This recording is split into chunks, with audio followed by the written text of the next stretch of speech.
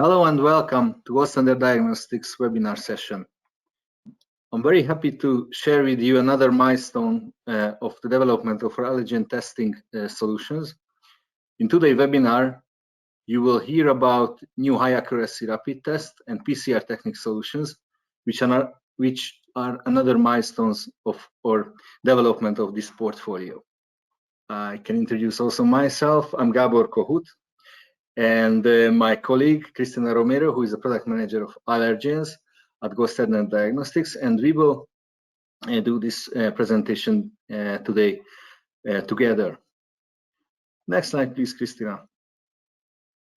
During the webinar, you might have questions, so please feel free to enter them into the chat box. You see the instructions in the slide. And we will have dedicated time after the presentation to answer your questions in a Q&A session. If some questions arrive after the webinar, please feel free to contact us. Here you see the email address, which is contact@eu.goldstandarddiagnostics.com. Very briefly, let me introduce our company for those who are first to this webinar series. Gold Standard Diagnostics is a new company. It's a fast-growing global provider of diagnostic test kits, consumables, and instrumentations, supporting testing of food, feed, environmental, biopharma, clinical diagnostic, veterinary markets. Our company is segmented into three divisions respecting to this: industrial solutions, animal health, and clinical diagnostics. And today, of course, allergen testing is falling into the industrial solutions division, which covers not just food testing, but feed and environmental safety as well. After the introduction, we can go to the agenda. And today we are going to hear an introduction of from Cristina about the food allergies.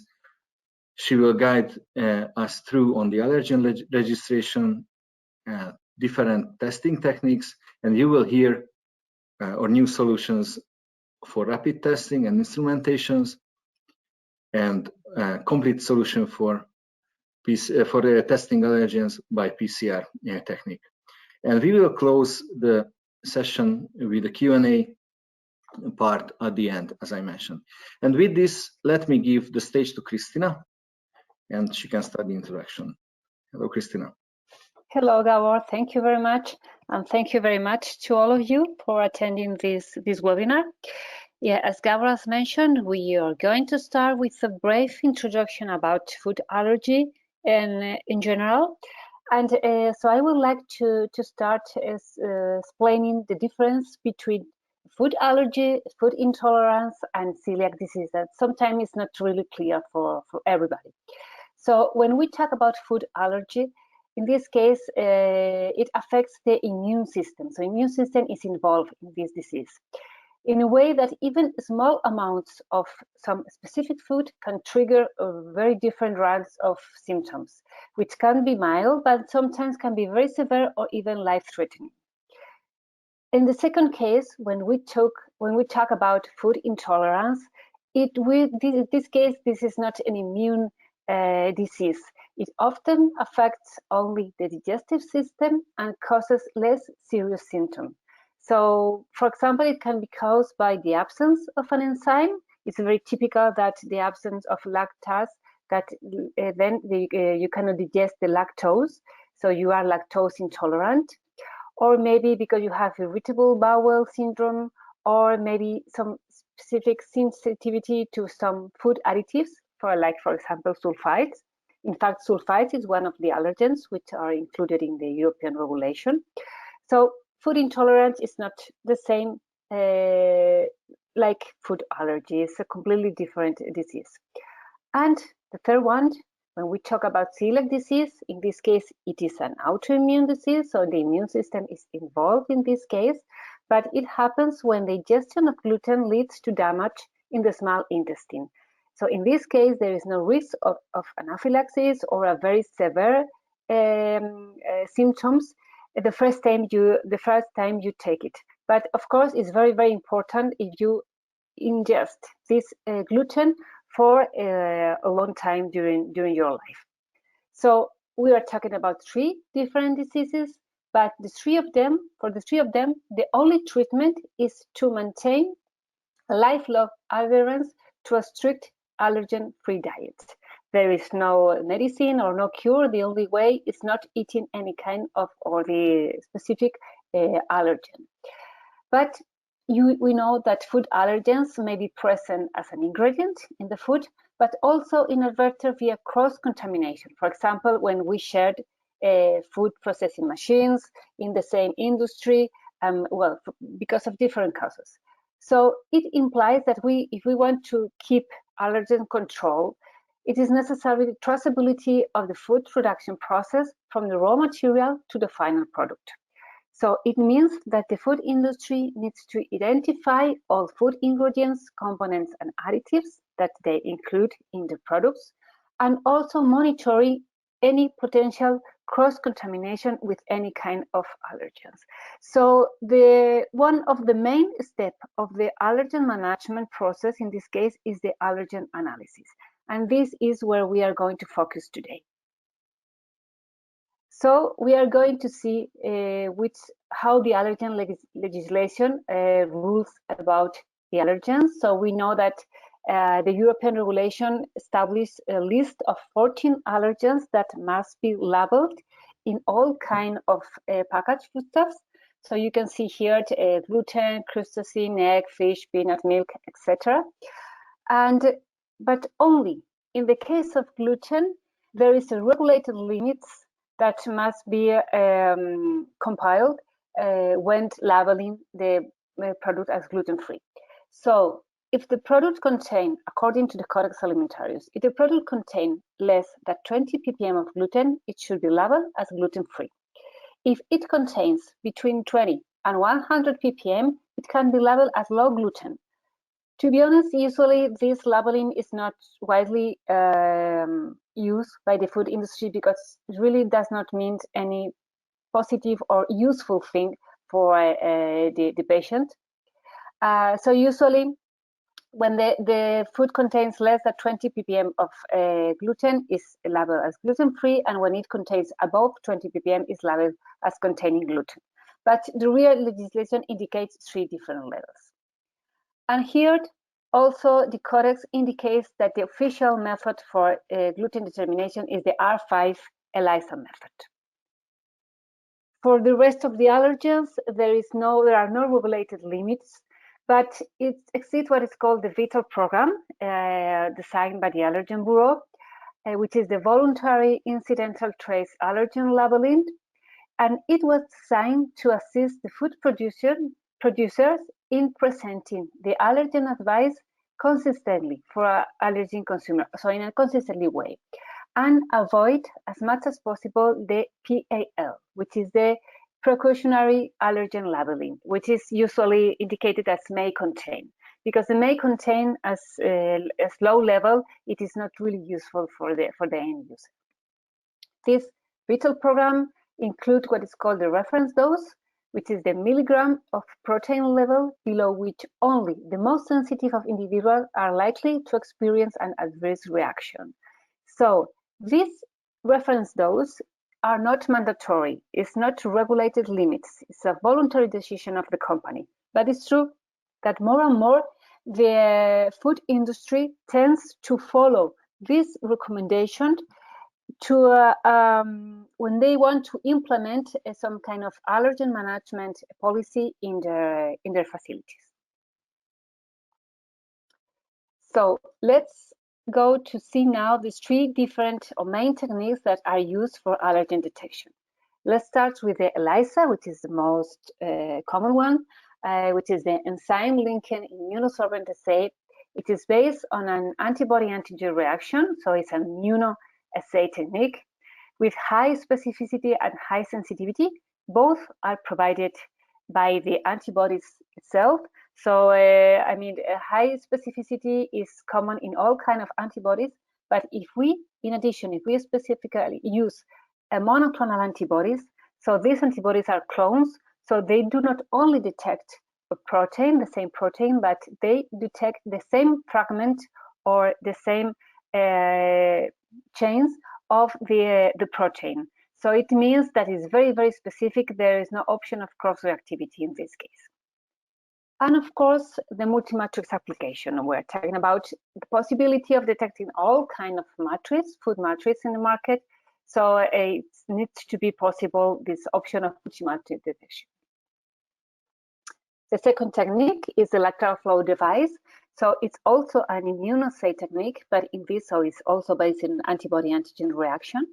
But in this case, the antibodies and the antigen are in a strip like this, in a membrane, in a way that when we put this strip in extracted samples, the sample runs through the strip in a way that if the sample is positive, finally the construction or the structure of the antibodies provides two lines, control line and also test line. If the sample is negative, we will only see one line, which is the control line. And in any case that we are not able to see the control line, it means that something has happened. So the sample has not been able to run through a strip or whatever, and then we need to repeat the assay. It's what we really call a rapid test. ELISA is rapid, but this is a very rapid test. And the third method is the PCR technique, currently well known by everybody because of the COVID, of course. So it's the polymerase chain reaction. And in this case, we are not detecting the protein, we are detecting the DNA that later we will transform in the allergenic protein. So when the DNA of the allergen is present in the food, then with the PCR, we multiply this DNA many times with different cycles until we have a very high number of molecules, and then we can detect it. This is the basic technique of the PCR. So considering the legislation and considering the different techniques that are necessary to detect the allergens, which is the complete and full solution we can offer from GSD. So first, we have different portfolios for ELISA, LFD, and PCR that we will see later more in detail. We have different options of instrumentation. So a reader for ELISA, automation for ELISA, and also reader for LFD in order to be able to quantify the LFD.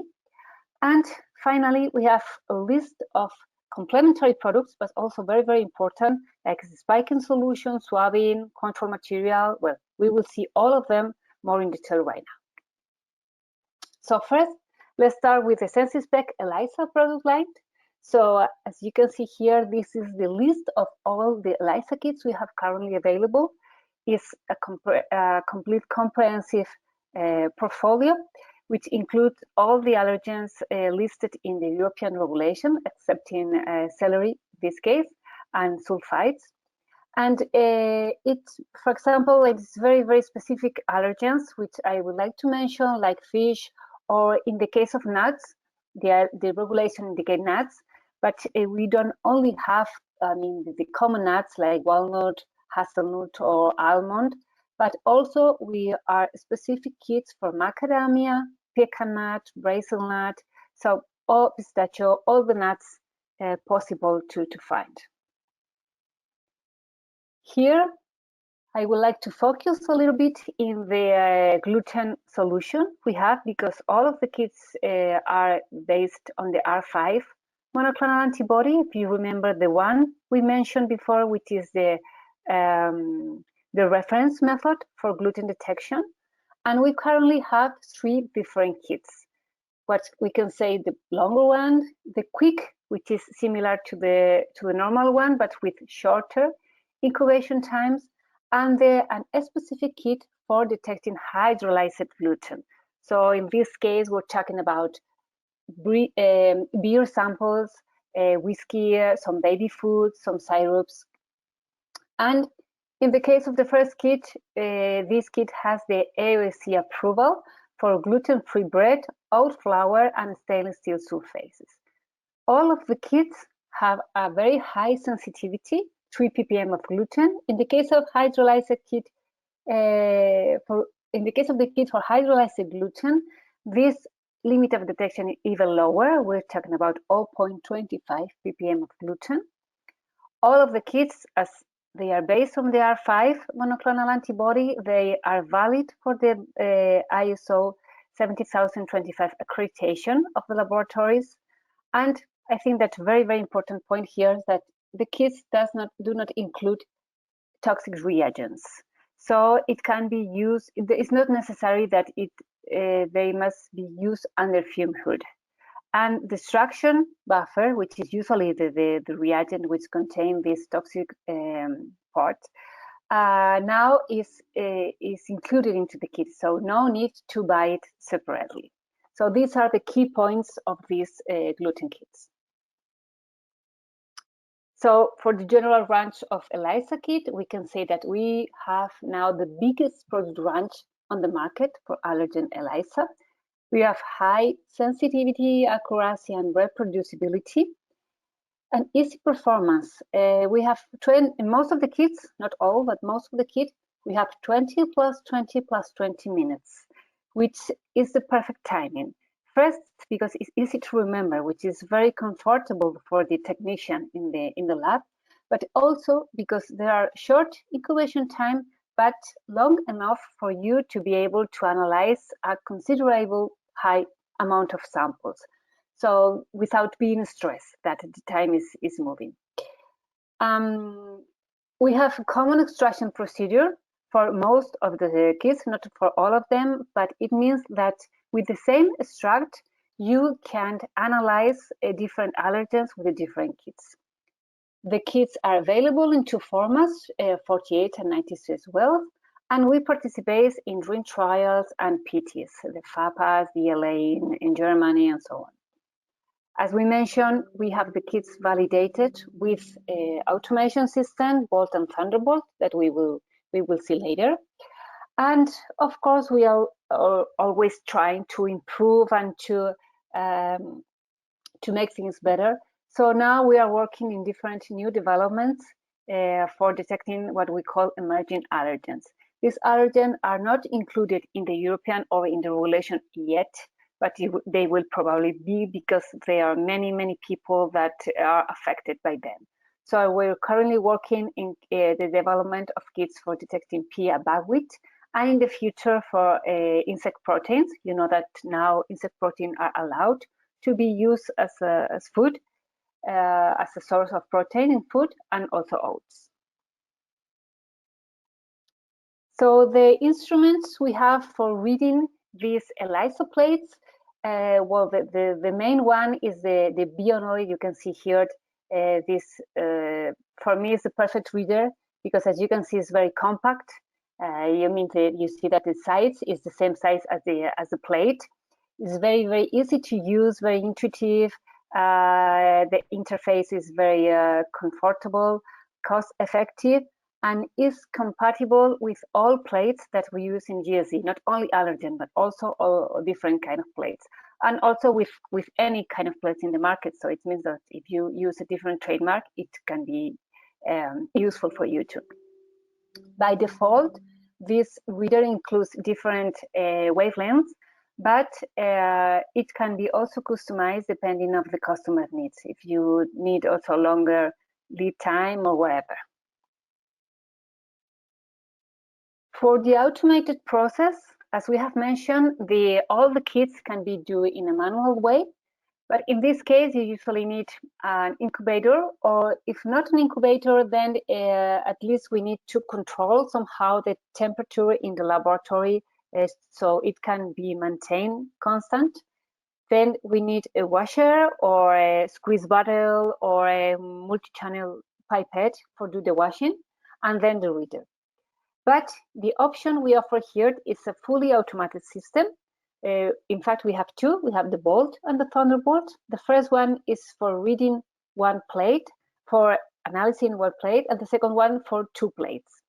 So these instruments perform the whole ELISA process. So it adds the reagents, the samples, It performs the incubation steps, the washing, everything in a way that you can program. Okay, I want to analyze gluten, I want to analyze casein, and then you can close the instrument, and finally you completely forget and finally receive a full report with all the results and all the calculation already done. It is even possible to leave everything or to leave the instrument working by night, and then the next morning, at the first hour, you can have already the results. Seeing the complementary products related with the ELISA that we mentioned at the beginning, here we have the spike solution. Spike solution are high concentrated standards that can be used for fortifying samples, and they have been validated with all our ELISA and SensiSpect portfolio. So it is highly used for process validation. For example, if you want to validate the ELISA kit in your laboratory, it's perfect because you can spike the samples to the amount of allergen you want, 20 ppm, 40 ppm, whatever. Also for matrix validation, you know that some specific matrices may be complicated or may have some backgrounds. So with this spike solution, you can see the recovery, and this way you can check if this matrix is valid for the ELISA or the ELISA is working perfectly with them. And in general, for the continuous quality assessment, so and it is used for many labs for the routine testing. They include some spike matrices to check that everything has gone well. We also offer the swabbing kit. They are for taking environmental or surface samples. The swabs are normal swabs, but this specific kit has been validated with all our ELISA and LFD kits, and it includes all the reagent necessary to take the sample for the sampling, for the surface or the environmental sampling. And the control material. The control material, it's at the first sight, you can think, okay, this is the same that the spiking solution, but no, it's different. With the spiking solution, we are talking about a liquid and we can spike samples with them.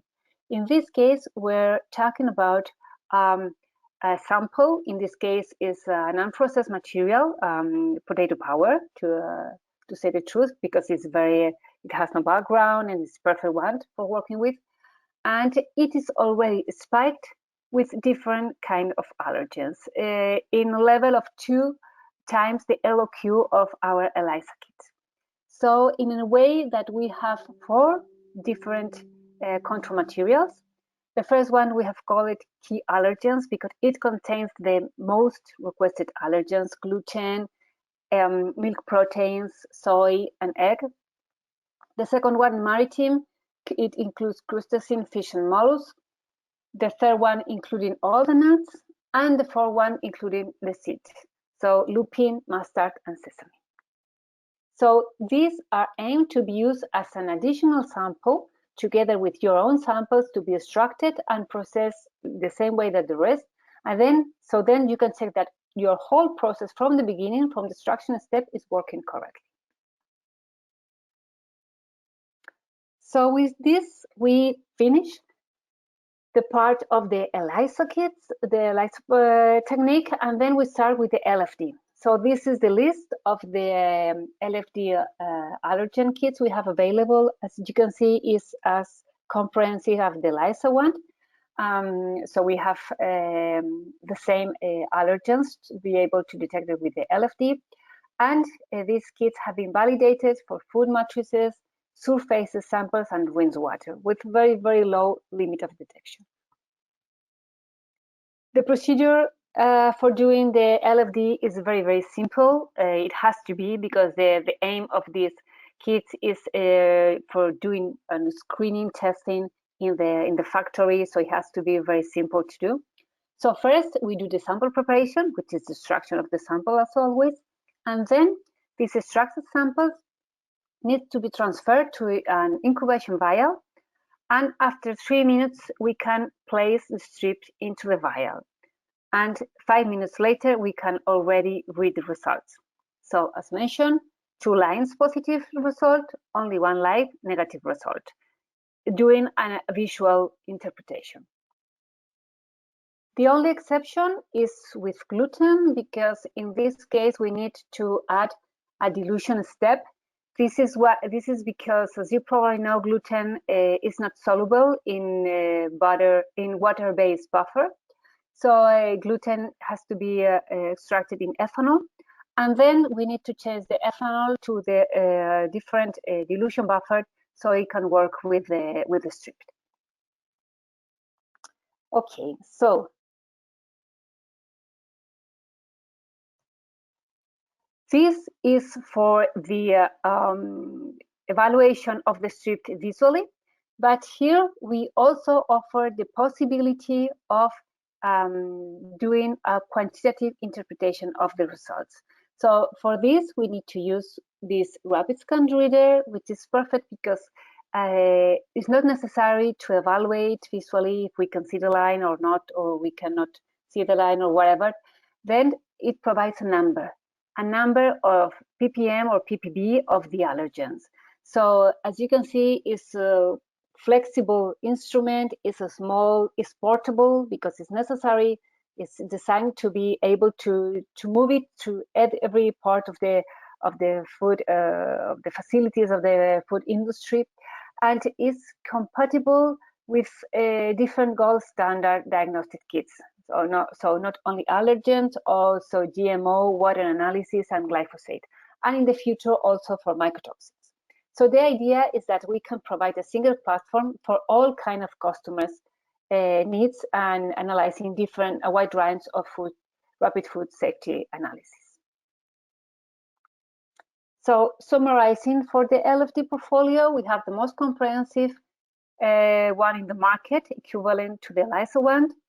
The kits are provided with all the necessary material to perform 20 individual analyses per kit, so it's not necessary to buy anything separately. All of them have a common extraction procedure, excepting gluten, as we have seen. So it means that with the same extract, we can analyze any of the LFD kits. It's easy to use, rapid and accurate, with high sensitivity and specificity, mainly thanks to the internal design of the antibodies combination. And of course, one of the main points that we offer the possibility of not only providing a qualitative result, but also a quantitative one with rapid scan reader. And for both, for ELISA kit and also for LFD, we have the matrix validation department.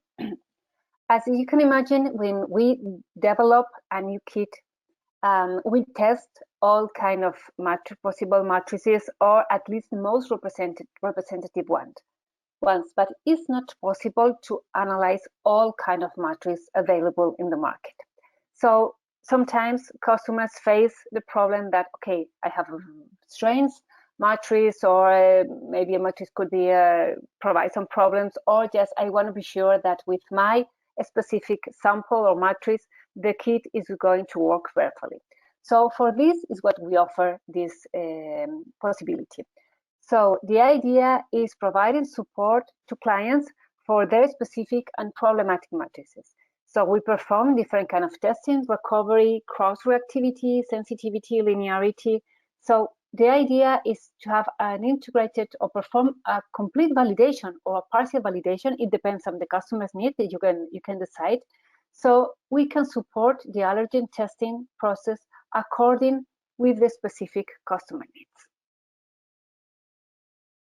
And with this, we start with the last part of the presentation, which is the PCR, which is the new one, the PCR portfolio that we have launched very recently. And here we have the list of allergens or PCR kits that we have first launched to the market. The idea is that we will launch further in the future, but let's say that these are the key ones, the most requested ones. As we mentioned, the reference technique for allergen detection is the immunoassays, ELISA or LFDs.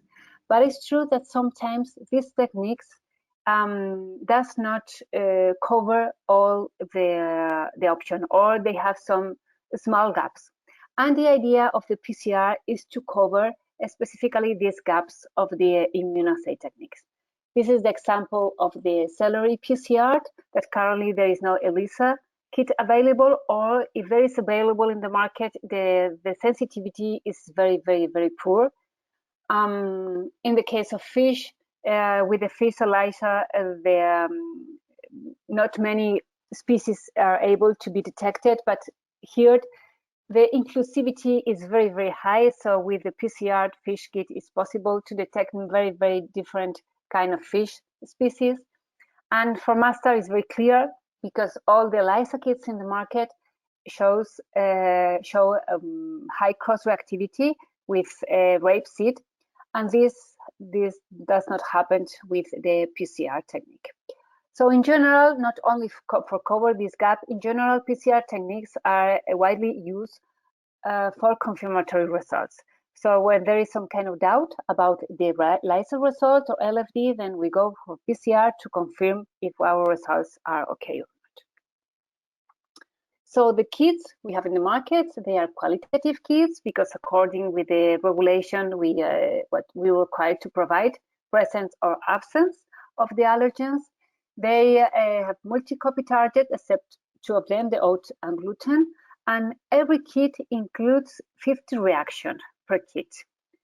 An important point is that the kits are validated with the main cyclers of the market. So the list that you can see here, ARIA Mix, Equan Studio 5, Rotor-Gene Q, CFX, etc.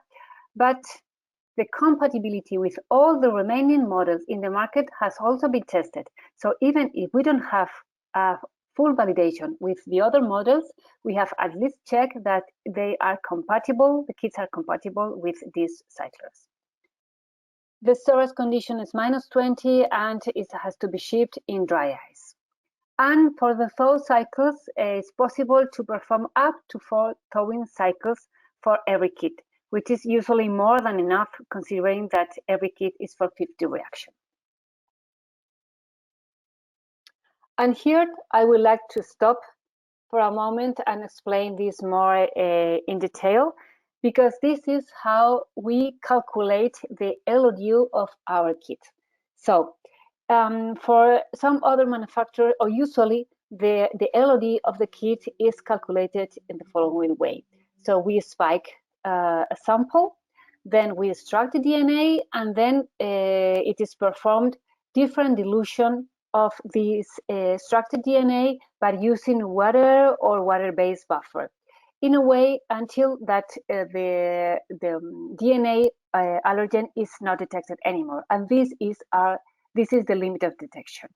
But if we dilute this extract in water, it means that also the inhibitors are diluted. So it's very easy to reach very good LODs by doing like this. But this is not the real situation when you're working with real samples in your lab. So the way that we calculate our limit of detection is the following. We also have a spike matrix and we do the DNA extraction.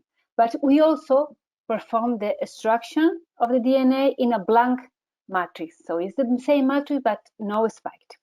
So when performing the dilution of our spiked matrix, we do the extract of the blank one. So it means that we dilute the DNA, but we do not dilute the inhibitors. The level of inhibitors maintain the same because we are using extraction of the same matrix. So it means that this is the real LOD that we get, and this is the real LOD that you are going to face in real samples in your lab. So I think that this is important because when you face samples that you receive in your lab, and when you're going to do the validation of this kind of kit in your lab, is going to be more accurate or more close to reality when doing like this. These are the kit content. So it contains oligomix, basic mix, positive and negative control, and diluent, all of them with a different color tab. And the way to prepare the master mix is very, very easy. So you only need to add the diluent, and it's very clear. It's explained like this in the instruction for use, and it's very clear with even with the colors, right?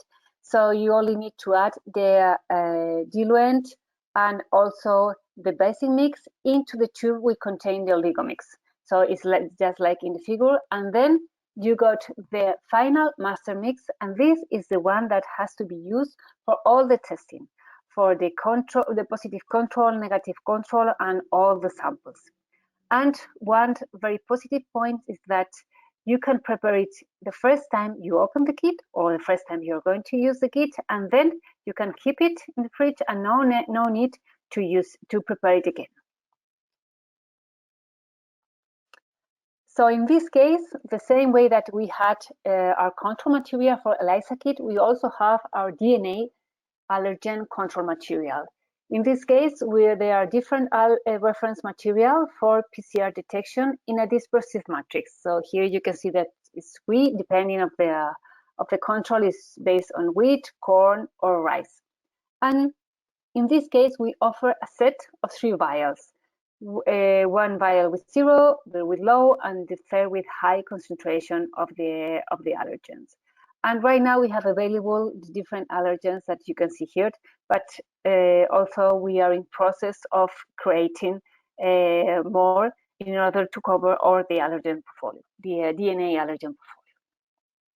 So summarizing, we can say regarding the PCR allergen technique that we have high flexibility, because our kits aim to detect 50 reaction per kit, which is not so high. And well, if you need higher, you can buy 2 kits, but the price is exactly the same. There is no difference. The kits have been validated with the main cyclers in the market and compatible with all the rest. So no problem independently of the cyclers you already have in your lab.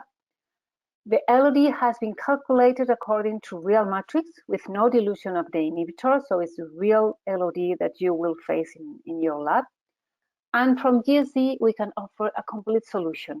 We already have a extraction kit, it's called GenSpin, that we have been using for many years for the pathogens portfolio, which is also have been validated with our allergen PCR kits. So we offer the extraction kit, the PCR, and also the cycler. In this case, the area mix. We offer the allergen control material with a different concentration, I have just mentioned, low, middle, and high. And regarding the documentation, I think I would like to stop a moment on this, because we offer a very comprehensive documentation about the kits. And I know that this is quite important when you're going to validate your kits internally or for the accreditation bodies, because we do not only offer the instruction for use, but also a validation report for all the allergen kits. And this is not so so common for the PCR kits. I think it's very, very valuable to have this kind of information for the internal validation and also for the accreditation bodies. So as a conclusion, we can say that, well, it's true that an adequate control and the allergen management is one of the current challenges for the food industry, because of different reasons that we have not mentioned today. Today we have focused more in the allergen detection, but it's true that it's a difficult challenge for the industry and for the labs. So the aim of GSD is to offer all possible solutions and support to approach this challenge from different angles and assure the reliability of the industry and, of course, the safety of the end consumer, which finally is the main focus and the reason why we are all working on this. And with this, I just want to tell you, all of you, thank you very much for attending. Thank you very much, Christina. Actually, it's 4 o'clock here in Budapest, and it means that we have to conclude the presentation for today. Thank you very much for presenting. Thank you very much for your attention and for the lot of questions. If some questions remain, unanswered, feel free to come to us and send us an inquiry at the email address you see on the screen, or feel free to get in touch to any local representative or GoSender Diagnostics team member.